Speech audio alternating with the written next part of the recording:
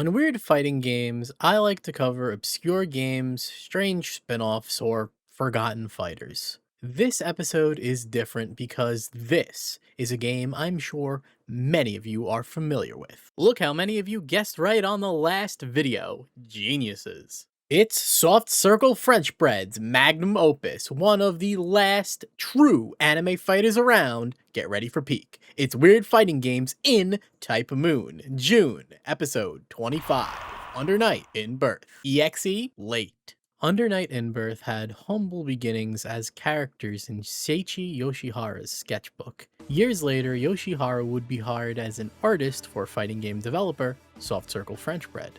He got to work on the Melty Blood series as a sprite artist. In 2009, Yoshihara would get the opportunity to turn those sketches into a fully fledged game. At this point in development, the game is radically different from the one we have today. Instead of being set in a contemporary urban setting, the game's world was going to be a mix of science fiction and fantasy. A globe-trotting adventure with swords, guns, and fantastical powers. Protagonist Hyde would take it upon himself to protect a young girl, and the two would travel the world to hunt creatures called voids. There are a couple of designs from this development period. Some of these characters would never see the light of day. Others would make their way into the game eventually, or be completely redesigned. Melty Blood Actress Again Current Code's development was wrapping up in the summer of 2010. At the same time, Yoshihara's project enters into full-time development. The game was going under a temporary title at the time, Void Red. The cast's designs were mostly set in stone. Development progressed, the game got its iconic yet strange title, and at Hydra GP Winter Festival in 2011, the world would get its first look at Under Night in Birth. Now this is only a glimpse, but there are some obvious differences. The hit effects look quite different, and the HUD is a lot more angular, with sharp edges on both the health and super gauge. Development would continue smoothly through 2011. Several location tests are run in Japanese arcades, and on September 20th, 2012, Under Night in Birth would be released in arcades. It ran on the Sega Ring Edge 2 arcade board. As the months went on, more and more characters would be added, ending with 12 in total. 2013 is when development of the console version really took off. Behind closed doors, Under Night in Birth EXE Late is revealed. Location tests for the new revision start in September of 2013, and it would hit arcades in September of that same year. The console port would release a couple of months later on July 24th, 2014, in Japan.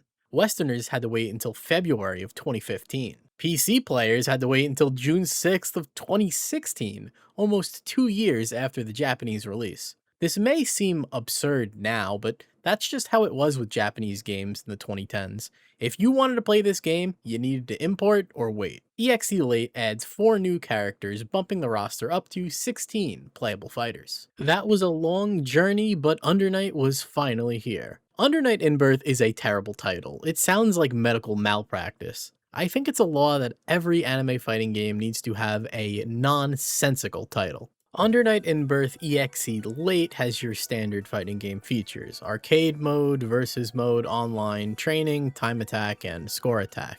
The world of Under Night has a lot of lore, but you only get a taste of it here. Later entries offer more substantial story modes, but this one just has arcade mode. Under Night in Birth takes place during a phenomenon called the Hollow Night. It's an event that happens once a month where in births, people with special powers are pulled into it. Hilda wants to become a rebirth and gain untold amounts of power. Basically, everyone wants to stop her. Going back after all of these years is pretty cool.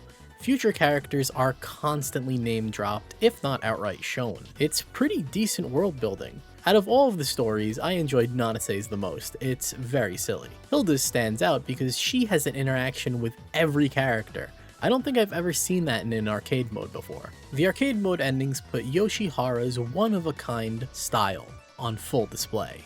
Obviously, you can tell it's anime, but it's very striking. When you see his artwork, you automatically know that is Under Night. It's a defining trait of the series. Without Yoshihara, it simply wouldn't be Under Night. To think those simple high school sketches turned into such an amazing final product. Under Night In-Birth's music is composed by French-bred veteran Raito. This video might be your first exposure to the Under Night series, but you have definitely heard its soundtrack. It has transcended fighting games. This is the best soundtrack in fighting game history. Each theme is full of personality and fits their respective characters like a glove. Hyde's is fast and full of energy.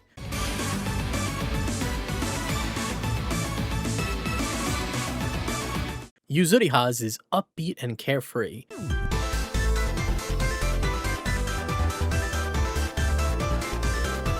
Hilda's is grandiose and oppressive, with heavy guitars and an ominous chorus.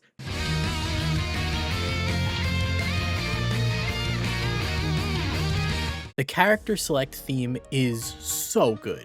Raito's work on the Melty Blood soundtrack was already amazing. Topping it would be hard, and he blew it out of the water. It's nothing short of genius. He is a criminally underrated video game composer, and I hope one day he gets the recognition he deserves. I'm covering this game for 2 reasons. Reason 1, I love Under Night In-Birth, and the more eyes I can get on it, the better. My second reason is more selfish. This game has 2 crossover characters, Akutsuki from Akutsuki Blitzcomp and a character from one of the greatest anime fighters of all time, Philia from Skull, Sion Eltnum Atlasia from Type Moon's Melty Blood. She wasn't supposed to be in this game. As development for Melty Blood Actress again was wrapping up, French-bred wanted to make another Melty Blood in HD. They created a prototype with HD Sion sprites, but Type Moon, the owners of the IP, weren't interested, and we wouldn't get another Melty Blood game until 2021. All of that hard work didn't go to waste. They were able to reuse the sprites for Under Night, and the rest is history. In the original 2013 arcade release, there was a chance she'd show up as a secret boss, and they didn't tell anyone about this. It sounds like a playground rumor, but it's true. You can't pull something like that off these days. A little while later, a code was given out so you could play as her, and eventually they would officially add her to the roster. Sion has a fancy new design. I'm not the biggest fan. I prefer her classic look. I just feel like the coat with the white leggings overcomplicate her design. Sion is still Eltnum. Why is she going by her middle name? Some speculate it's due to copyright reasons, but that's fucking stupid. It's clearly her, same design, same voice actor, weapons, animations. That excuse makes 0 sense. I just think French-bred were trolling. Her gameplay has been tweaked and expanded upon, mainly her gun. When Sion reloads, if you press the button with the right timing, the bullets will get enhanced, improving her gun attacks. She also got a new super where she can summon Hermes. It'd be cool if you could actually control him. Sion retains some mechanics from Melty, like being able to combo into air throw. Her name may be different, but her core gameplay is still here. The gun, the ether light, flying leg grab. However, I'd still rather play her in Melty. Under Night may be an anime fighter, but it's a more grounded game than Melty and its contemporaries. Combos aren't that long and movement is limited. No double jump or backwards air dash. You won't be flying in the air anytime soon, unless you're playing as Merkava. He can fly. Under Night is a really easy game to pick up if you want to get into anime fighters. There are only 4 attack buttons, A, B, C, and D. Block strings and combos are fluid and easy to do thanks to reverse speed. The execution barrier starts low. Supers are done with motions plus the C button. Off the ground moves can be used to extend or even start combos in some instances. It's something that's usually reserved for tag team fighting games like Marvel, which makes its inclusion here intriguing. However, Under Night has a signature mechanic that sets it apart from every other fighting game. That would be the grid system. Grid is this funny looking meter in the middle. It dictates the ebb and flow of battle. Split into 6 sections, each player plays a game of tug of war to win Grid.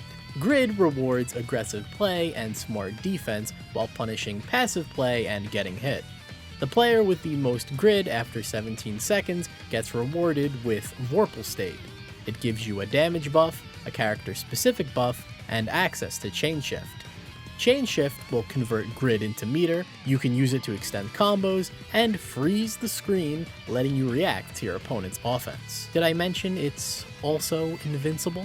Grid cycles every 17 seconds, so each player has multiple opportunities to win the grid war.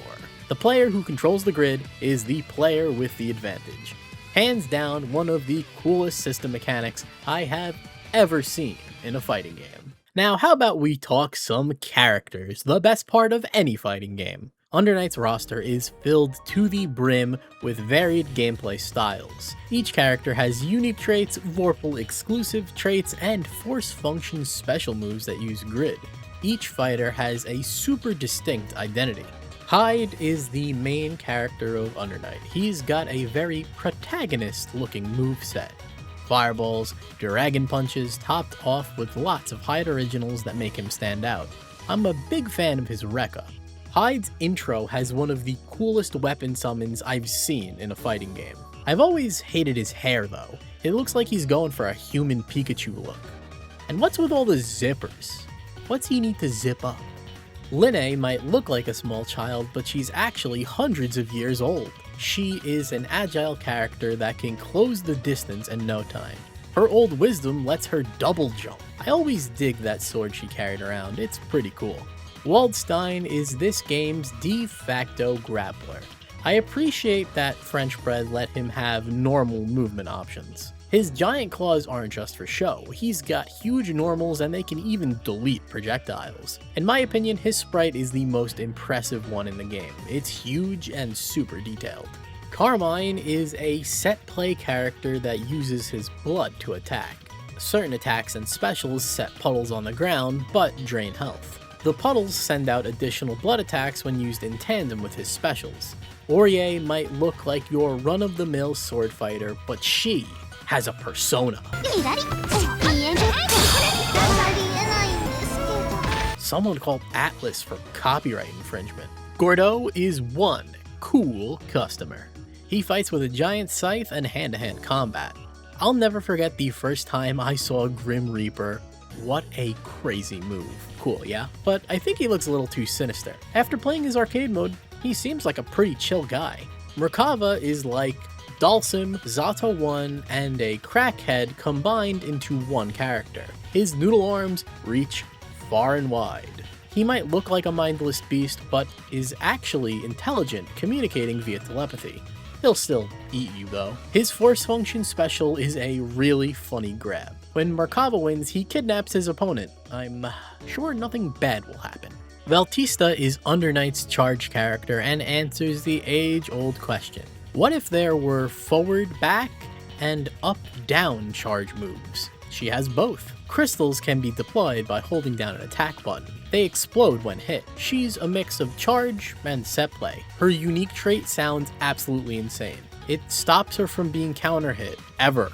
How is that not the best one in the game? Also, she has one of the most wicked cowlicks I've seen in a very long time. Seth is Mix-Ups and Ogizeme. He's incredibly fast with numerous movement options like Fast Fall a la Naniashiki. Not a character for beginners, but deadly in the hands of experts. Yuzuhara is Under Night's take on Johnny from old Guilty Gear. Her gameplay revolves around a stance that has 1,000,001 follow-ups. She can hold the button to stay in the stance, press other attack buttons, dash around, go in the air, dodge. It does a lot. You'll need a big brain and strong fingers to play this character. Hilda is Under Night's big boss. I like her design, but it doesn't scream final boss of a fighting game to me. More like final boss of Macy's with her yin-yang half-and-half cookie dress. Her normals are all sorts of objects, so she feels a little awkward to pick up, but is really unique. She can zone like no tomorrow with her far-reaching normals and projectiles. Chaos is this game's puppet character. He summons a dog. I enjoyed pressing buttons with him in arcade mode, but I don't think I'd ever force myself to play a puppet character. The dog has some really satisfying attacks, and they can be chained into each other for combos.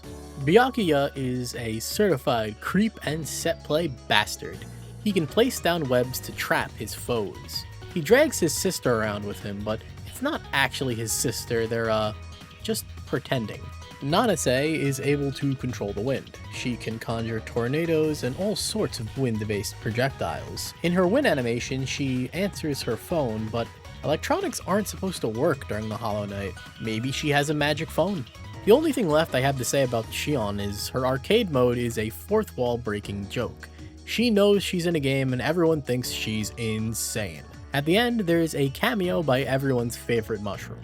Last but not least is Akutsuki. Akutsuki is from Akutsuki Blitzkampf, a game I'll get around to covering one of these days.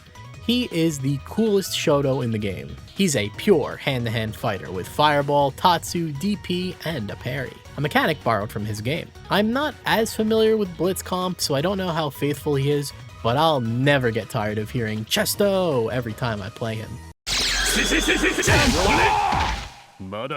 No matter what kind of player you are, Under Night has a character for you. Even more these days. If you want to get into Under Night, there are a couple of options. The newest game is Under Night 2, System Celeste. It has the most characters with a small but extremely passionate and dedicated online community. If you're not interested in playing online or any of the new characters, I recommend you pick up Under Night In Birth EXE Late Clear. It has Chronicle Mode, a visual novel-esque story mode. And most of the features in 2 are in Clear, just not as updated. No matter which version you pick, I can guarantee you're in for one of the best fighting games you can get your hands on that isn't Melty Blood type Lumina. Going back to this version of the game was such a blast from the past. EXE Late is a solid fighting game, but it's missing the polish of later revisions. For example, mechanics like CVO didn't even exist yet, and there are a lot less normals and special moves. Despite that, Under Night's core identity is still here, and I still think it holds up. This game is a white whale for me. I love everything about it, but I can't get into it competitively. I have an internal character crisis.